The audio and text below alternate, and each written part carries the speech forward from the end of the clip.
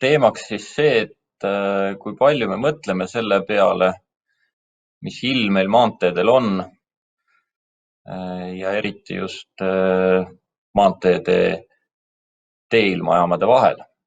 Et meil on siis riigimaanteedele paigaldatud täna juba paras ports teeilmajaamu, circa 80 tükki vast tuleb juba ära. Meil on palju teekaameraid, teed on suhteliselt hästi kaetud ja enamasti me saame ju pildi nendest jaamadest kätte. Aga vahel on vaja teada ka, mis toimub jaamade vahel ja ilmselt hooldajatel on see siiski igapäevane murekoht, et kas selle jaama järgi käitudes me saame hea tulemuse kogu teedevõrgule. Ja eriti me hakkame selliste asjade peale mõtlema siis, kui toimuvad rasked liiklusõnnetused. Ja sageli need õnnetused toimuvadki ikkagi jaamade vahel, mitte seal jaamade juures. Siin üks näide sellest talvest, mitte väga ammu aega tagasi, kui siis Kesk-Eestis Viljandi Võhma-Põltsamaa teel sõitis päästeauto kraavi. See juhtus laupäeva varahommikul kella 7 ajal ja muidugi oli uudistes ka kirjas, et see juhtus tee libeduse tõttu. Kahjuks said ka inimesed seal vigastada. Õnneks küll ei olnud traagilisi tagajärgi, aga siiski 4 päästeametnikku viidi seetõttu haiglasse. Ja muidugi rääkimata sellest varalisest kahjust, mis sellised õnnetused põhjustavad ja kindlasti neil oli ka oma missioon mingit ülesannet täita, mis võib-olla seetõttu jäi tegemata või hilines. Nii et kindlasti teemeistri jaoks on oluline mõttekoht, et mis võis minna valesti. Ja tavaliselt siis tagantjärgi hakatakse ka neid asju täpsemalt analüüsima, võetakse välja teeilmajaamade andmed, võetakse välja patrullsõidu andmed, puistamise andmed ja proovitakse siis tuletada seda situatsiooni, mis tol hetkel juhtus. Kui vaadata kaardi pealt seda sama hommikust seisu, siis olukord ei olnud halb. Ütleme, et teeilmajaamade näitajad, õnnetus ise, ma ei tea, kas minu hiir näitab, aga Põltsamaad te näete ja Võhmat te näete ka. Õnnetus juhtus siis tugimaanteel Põltsamaa-Võhma hommikul kella 7 ajal. Ja ilmajaamad olid enamasti, ümbruskaudsed ilmajaamad enamasti näitasid juba plusskraade, aga see oli selline triki olukord tõesti, kui öösel käisid üle vihmasajud ja hommikul tõmbas siis taeva kohati selgemaks ja need libedused tekkisid suhteliselt lokaalselt. Seal muidugi olid ka omad tegurid selles, et siin on üks jõgi väga lähedal, see on õnnetus juhtus täpselt maakonna piiri peal, kus ühe ettevõtte hooldepiir lõppes, teise ettevõtte hooldepiir algas. Nii et seetõttu mitmed tegurid, mis võisid viia selle õnnetuseni. Ja loomulikult selle trassi peal meil ühtegi teeilmajaama ei ole, me vaatame ikkagi neid ümbruskaudseid teeilmajaamu ja hommikul ka Maanteeamet raporteeris, et põhi- ja suuremad tugimaanteed on märjad või soolaniisked. Eks loomulikult ka põhitrassidel on eriline tähelepanu ja mõnedel teedel siis ka Viljandi maakond näiteks ja Järva maakond tegid ka hommikul ennetavat puistamist. Aga see tee ilmselt ei ole sellise esimese järjekorra tee. Nii et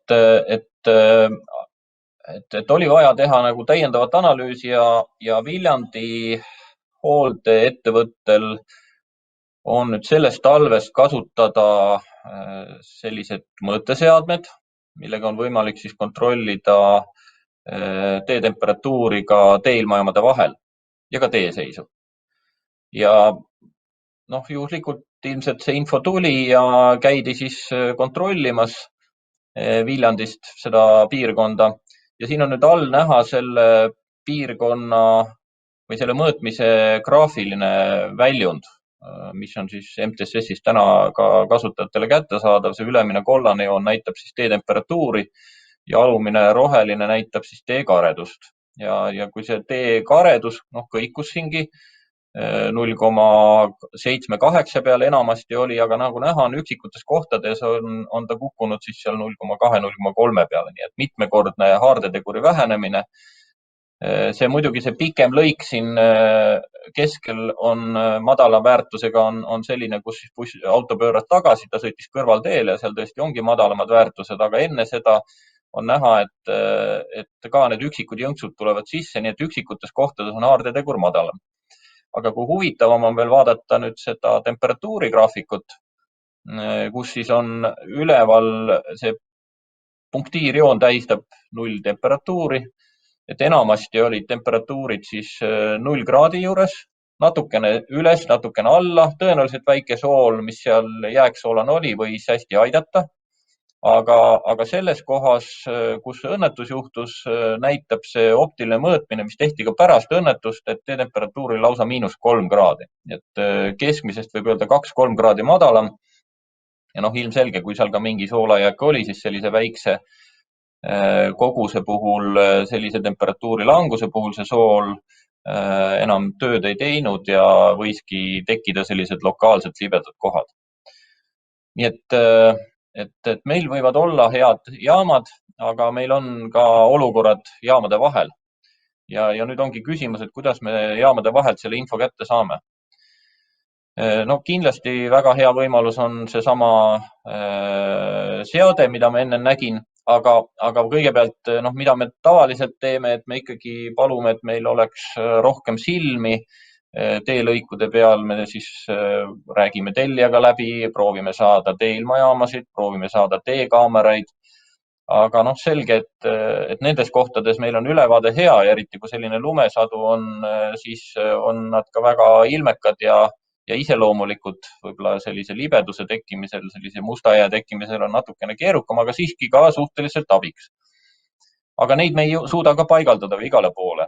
Et kindlasti nad töötavad hästi, kus on valgustus või on hea tugev irvalgustus selle kaameraga kaasas. Aga sinna on vaja reeglina elektrit saada ja paigaldus on keeruline, nii et see on üks võimalus, aga see ei ole mitte kõige lihtsam variant. Teine võimalus on käia ise kontrollimas. Et talvel meil palju kasutatakse siis täna juba L-trip seadmeid, millega käiakse tegemas pidurdusi teede peal nii tellija poolt kui ka teehooldaja enda poolt. Et lähme füüsiliselt, käime, kontrollime, pidurdame, katsume jalaga ja saame ka teada, et mis on tee seis ja milline on libedus, milline on haardeline olukord. Just selliste ilmajaamade vahel, kus me muidu väga ei satu. See on ka üks variant, aga see on jällegi suhteliselt kulukas ja ka aeganõudev viis ja olukord ka pidevalt muutub. Kolmas variant on, las liiklejad ütlevad meile, kus on libe. Et jaamade vahel, kus teame, puistame, kus infot pole, ei puista, aga laseme liiklejatele anda teada. Näiteks antud juhul siis Pärnu maanteel usinamad liiklejad teavitavad meid ka päris usinasti sellest, kui mingisugune libe või ohtlik lõik on. Aga see on jälle olukord tagantjärele selles mõttes, et me lasime teelõigu juba libedaks ja heal juhul on tublid liiklejad, kes meile sellest hästi teada annavad. Sageli on seal ka tagajärjeks mõni liiklusõnnetus ja tee libedus siis ikkagi on üheks teguriks, et mingisugune õnnetus juhtub. Siis Maanteeamet on nüüd otsustanud, et ta paneb andurid bussidele. Me teeme koostööd Maanteeametiga juba 2016. aastast, alustasime ühe uuringu raames, kus panime 2 esimest andurit ja nüüd tänaseks on siis juba 9 suuremat maanteed või 9 anduriga suuremad maanteed kaetud. Siis talve jooksul siis sõidavad bussid pidevalt mööda suuremaid teid ja koguvad meile seda informatsiooni. Ja samamoodi on siis juba teehooldajad ka esimeste lepingute raames paigaldanud oma sõidukitele optilised teesensorid ja temperatuuriandurid ja sealt tuleb meile ka informatsiooni siis selle tee seisu ja tee temperatuuri kohta. Aga jällegi, olukord on selline, et meil ju autod ei liigu kogu aeg mööda neid maanteed. Me peame saama seda informatsiooni ka siis, kui need autod ei liigu. Ja selleks siis alustasime Maanteeametiga koostöös ühte uurimust, et siis teostada just konkreetsel teel, kus meil neid sõidukeid kõige rohkem liigub, neid busse täpsemalt, et teostada konkreetsel teel siis termokaardistamine ja proovida analüüsida terve tee ulatuses temperatuuri muutusi ja tuvastada seal siis sellised ohtlikumad kohad ja tuvastada ka sellised homogeensemad lõigud, kus me võime öelda, et tõesti temperatuur väga ei muutu. Ja võrreldes siis tee ilmajaamadega, mis meil seal trassil on, nagu Taivo tõesti õigesti ütles, 20-30 kilomeetri tagant, võib-olla tõesti Tartu maanteel natukene tihedamini, mõnel teisel teel hõredamalt, aga et proovida leida seosed siis tee ilmajaamade ja nende maanteelõikude vahel, mis siis jäävad sinna tee ilmajaamade vahele. Meil oli kasutada andmeid juba 2016. aastast, nagu ma rääkisin, ja siis me võtsimegi 2016 veebruar kuni 2020 veebruar kõikide busside andmed selle trassi pealt ja temperatuuride vahemikud siis pluss 5 kuni -5, see on siis see ohtlik temperatuur, kus need libedused meil tavaliselt tekivad ja kus me peame siis olema valmis kiirelt reageerima. Ja tekitasime siis sellised andmete graafikud. Siin on üks näide ühest mõõtmisest. Buss ise mõõdab temperatuure iga sekundi ehk kilomeetri kiirusega 90 kilomeetrit tunnis liigeldes on meil andmed keskmiselt 25 meetri tagant. Nüüd töö käigus me otsustasime, et mõistlik oleks tekitada homogeensed lõigud pikkusega 100 meetrit. Ehk et iga 100 meetri kohta oleks meil võimalik siis arvutada temperatuuri ja ka perioodidel, kui meil ei ole seal bussi liikumas. Ja selleks me saame kasutada siis neid tee-ilmajaamade andmeid, mis meil siin jaamade vahel on. Siit tuleb küll nüüd välja selline nüanss, et nagu te näete seda graafilist osa, mis on siis bussi poolt mõõdetud temperatuuri, need täpid, mis tulevad ilmajaamadest, et siin on vahed sees. Ja tõesti, circa 1 kraad on erinevust, busside temperatuur on kõrgem, nii et need, kes täna ka neid busside andmeid kasutavad, peavad sellega arvestama. Aga meil oli võimalik päris hästi viia need andmed võrreldavaks, korrelatsioon oli küllalt hea, lihtsalt igale bussile, mis seal vahemikus sõitis, töötati välja siis siuke korrelatsioonikrõver, et viia need andmed võrreldavaks ja samale tasapinnale. Nii et mõne puhul oli 1 kraad vahet, mõne puhul natukene vähem, teise puhul natukene rohkem, aga nad päris hästi korreleerusid, nii et on võimalik siiski kasutada neid ilmajaamade andmeid ka, et sinna vahele siis temperatuuri saada. Ja mis meil siis tänaseks on nüüd olemas, põhimõtteliselt prototüübi tasemel siis esimene selline temperatuurikõver, mis siis arvutatakse iga 10 minuti tagant, kui meil tee-ilmajaamade andmed laekuvad. See kõver on näha, et ta kulgeb veel mööda vana trassi.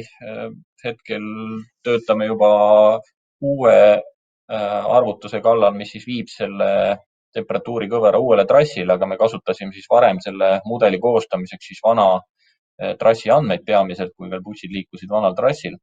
Ja ühesõnaga iga 100 meetrise lõigu kohta on meil nüüd temperatuur ja see arvutatakse kord 10 minuti tagant. Nii kui ilmajaamadest uued andmed tulevad, nii on ka arvutus olemas. Ja seda saab põhimõtteliselt seal nüüd tikis ka vaadata. Siis kui ajatelge nihutada minevikku, siis iga 10 minuti tagant muutub ka see graafiku värv. Oleme tööd tegemas ka selle kallal, et minna edasi tulevikku ehk lähiajal peaksime siis juba prognoositud tee-ilmajaamade andmetes suutma ka temperatuuri arvutada tulevikku. Seal on samm küll iga siis minut iga tunni tagant, nii nagu meil siis prognoosarvutus käib. Aga unistada võib ka edasi ehk kuhu me tahaksime jõuda. Et siin nüüd mõned pildid sellest, et me saame ju täna rohkem andmeid, me saame ka jaamade vahel, kui jaamade temperatuurid võivad olla korras, võib siiski jaamade vahel olla libedaid lõike. Ehk et koguda andmed ka liiklejatelt, mis antakse siis ohtlike olukordade tekitamisel. Ja meil on ka palju muid andmeid, kus me infot täna kogume. Näiteks need samad optilised teesensorid, mis liiguvad trassidel, et hakata ka reaalajas neid andmeid täiendama järjest, võtma juurde uusi andmeid ja pidevalt nende andmete alusel siis arvutama ümber seda profiili. Siis näiteks sellised ohtlikud kohad on võimalik ainult nende optiliste anduritega välja võtta ja need arvestavad juba siis konkreetset olukorda, ilmastiku olukorda konkreetsel ajahetkel. Siis meil on olemas teekaamerad, meil on olemas pildid, kus me näeme sademete infot, kus me näeme teeseisu infot, nende piltide analüüs täna veel ei tehta. Radarid pealt me näeme pilvede, sajupilvede liikumist ja tihtilugu need sademed võivad sattuda just nende teeilmajaamade vahele. Ehk et radaripildi sisend oleks oluline, et hinnata just teelõigu seisundi muutust jaamade vahel. Ja kindlasti satelliidipildid, mida me täna esitame pildi kujul, aga kust me saaksime teada siis selgimisi, taeva selgimisi ja sellest on kindlasti väga oluliselt mõjutatud ka teetemperatuur. Nii et meil on palju andmeid täna olemas, aga me ei kasuta neid andmeid, aga eesmärk on hakata ükspäev neid andmeid kasutama. Nii et oleme oma termoprofiiliga alles, ütleme, suhteliselt tee alguses ja katsume liikuda siis edasi, et meil üks hetk oleks võimalik lisaks teetemperatuurile hakata hindama ka tee seisu ja tee ohtlikkust. Kui bussid liiguvad trassil, siis sellel hetkel meil on päris hea informatsioon olemas ja me võimegi leida selliseid lokaalseid kohti, kus teeolud ja haardetegur muutub järsult. Aga need on ainult hetkedel, kui bussid liiguvad. Aga mis teha siis, kui bussid ei liigu? Vot siis tuleb appi meil termoprofiil koos andmeanalüüsiga ja eesmärk jõuda siis selleni, et me suudaksime dünaamilist sõidutingimuste hindamist teha ehk samamoodi kirjeldada liikleja jaoks igal ajahetkel, millised on meil sõidutingimused ja need ohtlikud kohad siis tuua välja teiste värvidega ja vajadusel genereerida siis selle pealt hoiatusi. Nii et mu aeg on otsas, läksin natukene üle, aga loodan, et mõte on selge, kuhu suunas me selle teemaga tahame edasi liikuda. Et tööd ja põnevust igal juhul jätkub. Aga tänan teid tähelepanu eest. Püsige terved. Kohtume jälle.